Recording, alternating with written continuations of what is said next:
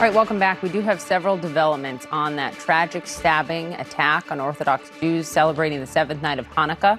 Authorities this morning are revealing the suspect had handwritten journals in his home that appear to express hateful and anti-Semitic sentiments. This is just the latest in a string of anti-Semitic attacks in and around New York City in just the last few weeks. With me now is Oren Segal. He is the director of the Anti-Defamation League Center on Extremism. Thank you for being here. Of course, I wish it were under different circumstances. But let's begin with the journal entries. Things like searches of Hitler and Nazi culture and anti-Semitic writings in his journal. What is your reaction to that being found? Yeah, and apparently there was also searches for Zionist temples nearby. And so to me, that suggests that this is not somebody who is just spontaneously deciding to go after someone's house who is celebrating Hanukkah, that this may have been potentially premeditated. Of course, we need more information. New York Congresswoman, Nita Lowry, I don't know if you read her op-ed this morning in the New York Times, but it was very powerful. And this is part that struck me.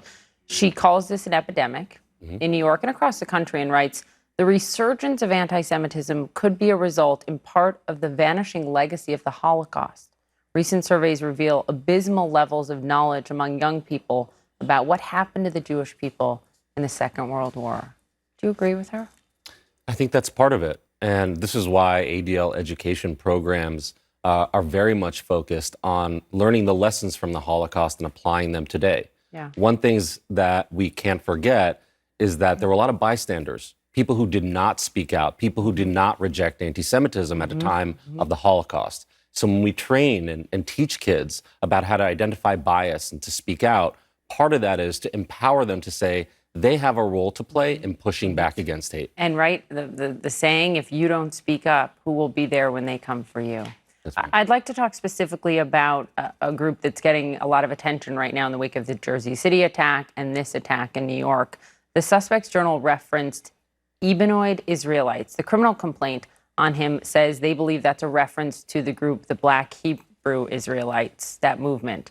The New York Attorney General, who's opened this hate crimes task force about this, is investigating hate groups, including some parts of the Black Hebrew Israelites. What do we know about that group? How does the ADL view that group? So we've been tracking and monitoring the Black Hebrew Israelites since the 70s and 80s. Yes. And I should say that there are many different groups that make up that movement, offshoots really. Many of them have no anti-Semitic intent at all. They believe in a very sort of apocalyptic, they are the true Israelites, but there is a section of them. And many people may have come across them in Times Square or at the harbor in Baltimore, where they're street preachers expressing anti-Semitism, anti-LGBT sentiment.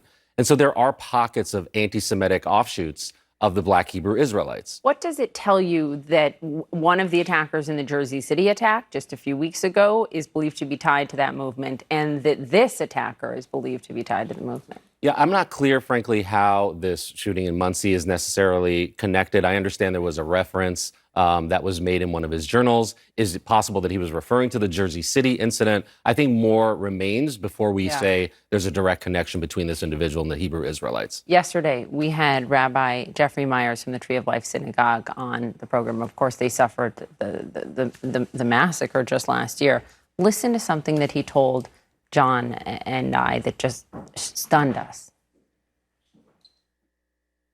I don't recall them selling licenses to have open hunting season on Jews, but it sure can make Jews feel that way. Do you feel that way now? That's quite a statement.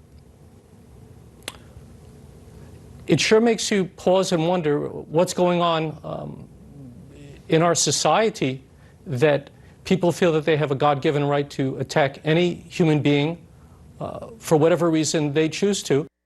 Those words, open hunting season on Jews, and couple that with him saying that many of his Jewish friends are hiding their faith. There was a survey in October before the recent attacks that found that 31% of American Jews are trying to hide their Judaism.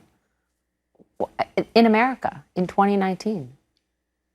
It's disturbing. The community is suffering. There's a sense of anxiety and fear, whether it's Pittsburgh, Poway, Jersey City, a rise in anti-Semitic incidents that we're tracking. I mean, these are serious issues. The data proves that. But I think the narrative can't just be of Jews being victimized and Jews feeling unsafe. The Jews are coming together.